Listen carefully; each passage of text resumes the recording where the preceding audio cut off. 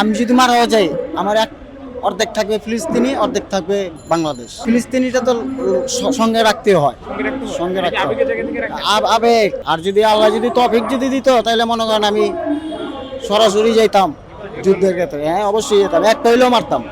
অনেক শান্তিতে আমরা থাকতেছি, আর ওদের অবস্থাগুলো দেখেন। আমরা মুসলমান, রক্তে মাংসে গড়া মানুষ, আমরা চাই সবাই আমাদের পাশে আইসা দাঁড়াক। বর্তমান যে অবস্থা প্রচন্ড খারাপ লাগে বিষয়গুলো দেখে। অনেক শান্তিতে আমরা থাকতেছি, আর ওদের অবস্থাগুলো দেখেন। দেখা সয় না, এই কারণে আসলাম বড় বোনের নিয়ে।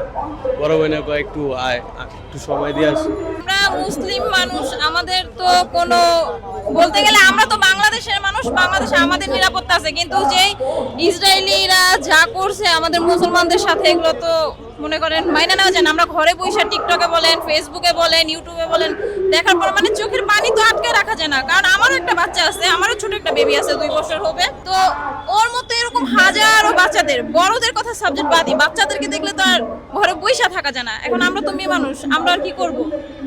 আমাদের তো আর কিছু করার নাই, আমাদের শুধু দেখে আফসোস করা ছাড়া, আল্লাহকে ডাকা ছাড়া আর কোনো অপশন নাই। আমরা চেষ্টা করব, সবাই মিলে আমরা চেষ্টা করব যে আমাদের বাঙালি জাতি, মুসলিম জাতি যারা আছি সবাই লং মার্চের জন্য প্রস্তুত নেওয়ার জন্য। তাদের যদি বিবেকে বলে যে আমরা মানুষ জাতি হয়ে যদি মানুষের পাশে দাঁড়াই, সেটা হচ্ছে এক সাবজেক্ট। আর যদি বলে যে না, মুসলমানের জন্য দাঁড়াবে, সেটা হচ্ছে এক কথা। আমরা মুসলমান, রক্তে মাংসে গড়া মানুষ, আমরা চাই সবাই আমাদের পাশে আইসা দাঁড়াক। আমি তো সবসময় বিক্রি করি, আপনি খেলাধুলাও বিক্রি করি, বিপিএল খেলা, আইডিয়াল খেলাগুলো আসে, এগুলোও বিক্রি করি। এমনি সব সমাবেশের মধ্যে আমি থাকি। ফিলিস্তিনিটা তো সঙ্গে রাখতে হয়, সঙ্গে রাখতে হয় আবেগ। এটা মনে করেন আমি যদি মারাও যাই আমার অর্ধেক থাকবে ফিলিস্তিনি, অর্ধেক থাকবে বাংলাদেশ। ভাইয়া আমি সংসারটা কোনো মতো চালাতে পারি, 10 টাকা লাভে মাল ছাড়ি। আমি সবসময় বিক্রি করি, আমার কাছে আসে, মানুষ খুশি মনে নিয়ে যাবে।